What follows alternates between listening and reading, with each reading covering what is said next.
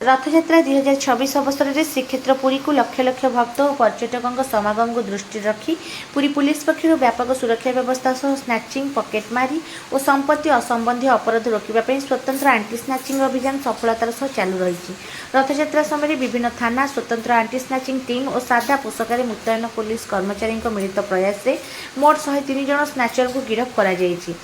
सहित से निकट 203 स्नाचिंग होता मोबाइल फोन जबत कर उद्धार होता मोबाइल फोन गुड़िक आईनगत प्रक्रिया संपन्न पर प्रकृत मालिकों को फेरस्त कर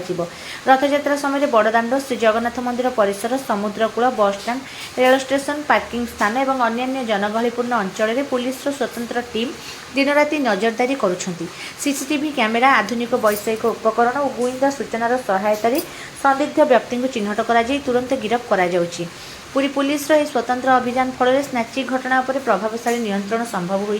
पुरी पुलिस समस्त भक्त और साधारण जनसाधारण को अनुरोध करुछि भिड़ स्थान में निजर मोबाइल फोन पर्स सुना अलंकार और अन्य मूल्यवान सामग्री प्रति सतर्क रुहतु। कौन संदिग्ध व्यक्ति किंबा स्नाचिंग घटना संपर्क में तुरंत निकटस्थ पुलिस कर्मचारी किंबा पुलिस कंट्रोल रूम को सूचना दियंतु। पुरी पुलिस भक्त पर्यटक और साधारण जनता सुरक्षा प्रति सदा प्रतिबद्ध। स्नाचिंग भली अपराध विरोध में कठोर अभियान आगामी दिन में अधिक जोरदार भाव जारी रहिबो। आईन को हाथ को नेउथबा कौनसी व्यक्ति प्रति कौन प्रकार कोहल देखा नहीं एवं अपराधी मान विरोध में आईन अनुଯାयी कठोर कार्यानुष्ठान ग्रहण कर रथयात्रा समय कर्तव्यरत पुलिसकर्मी मैंने भिड़ में वृद्ध वृद्धा भिन्नक्षम महिला और शिशु मान सहायता प्रदान कर विभिन्न महलार